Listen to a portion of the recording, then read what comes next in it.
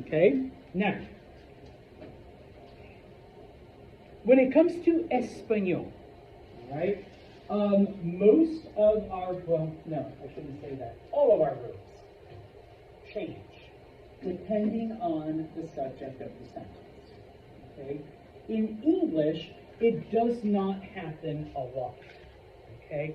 Now, this same chart is on page 10, like right in the middle. So I'm going to make this disappear for just 2 seconds because I need the board again. Okay? Let me make this. Ooh, that is way wrong. There we go. One more. All right. So,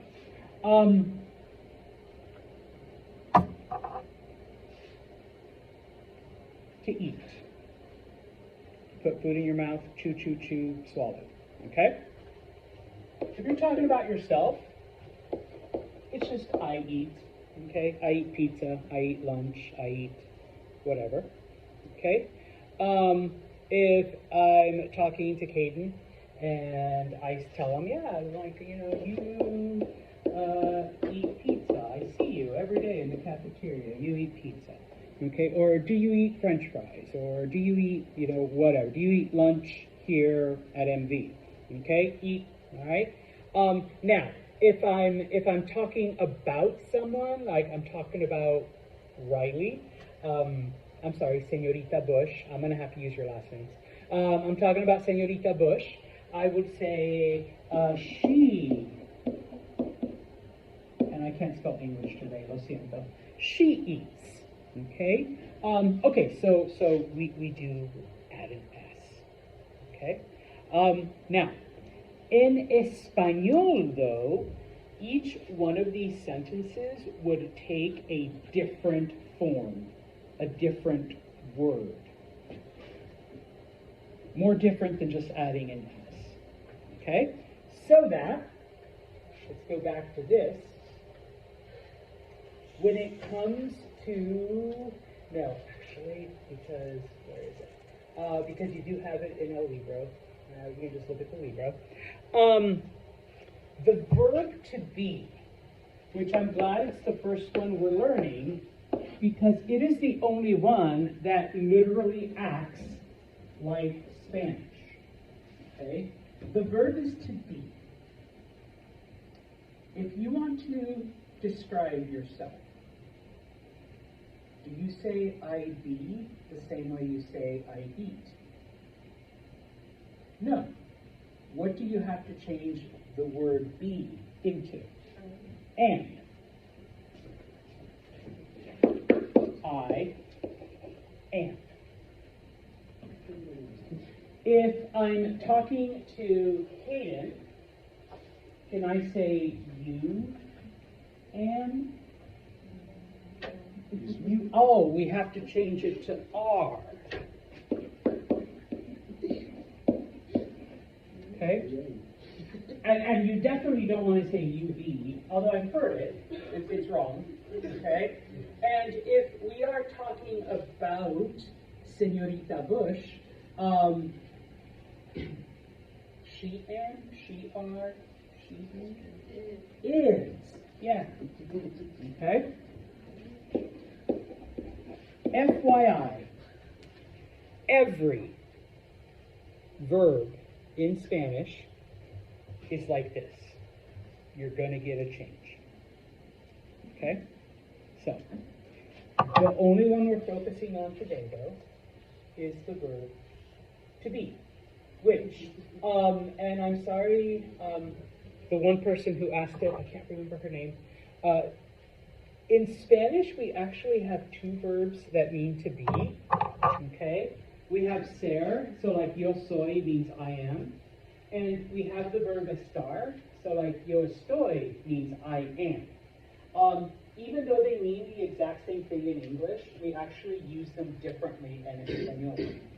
We use this one to talk about feelings and emotions and like physical conditions. I'm fine. That's emotionally how I feel right now. I feel fine.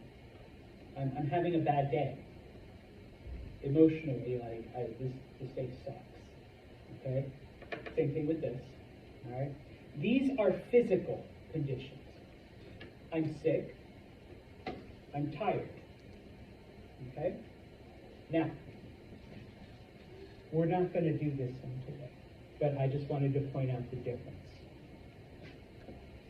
So I'm going to erase this. Only this one.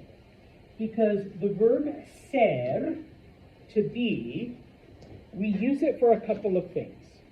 Numero uno, and this is the one we've used it for the most so far. We use it to talk about where you're from. Yo soy de California. I'm from California. Okay? Seth, de donde eres? Where are you from? Yo soy Westmoreland. De Westmoreland. Soy de Westmoreland. Muy bien. Okay. Todd, y tú, de donde eres?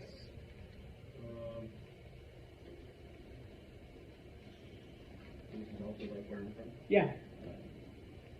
Soy de New York. Muy bien. Okay, soy de Nueva York. Y David, ¿y tú, de dónde eres? Soy de Utica. Soy de Utica. Muy bien. Okay? That's the one we've used it for the most so far. Okay? Here's the two things we're learning today. In addition to, we'll be practicing this one as well. Okay? Numero dos.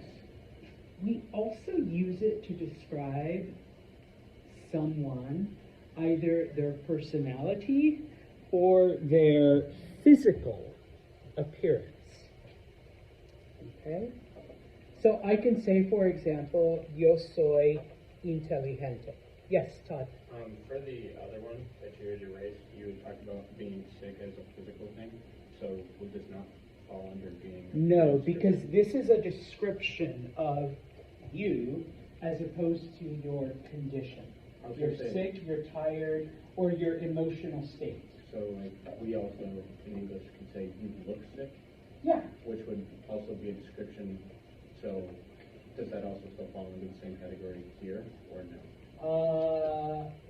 Yes. But we don't say it that way in Spanish. But yeah, you could. All right? So in this case, if I want to describe you as, let's say, tall, I would use ser. Eres alto. Okay? If I want to describe you as smart, eres inteligente. Okay? There's a couple other ones. If you go to page 11, okay,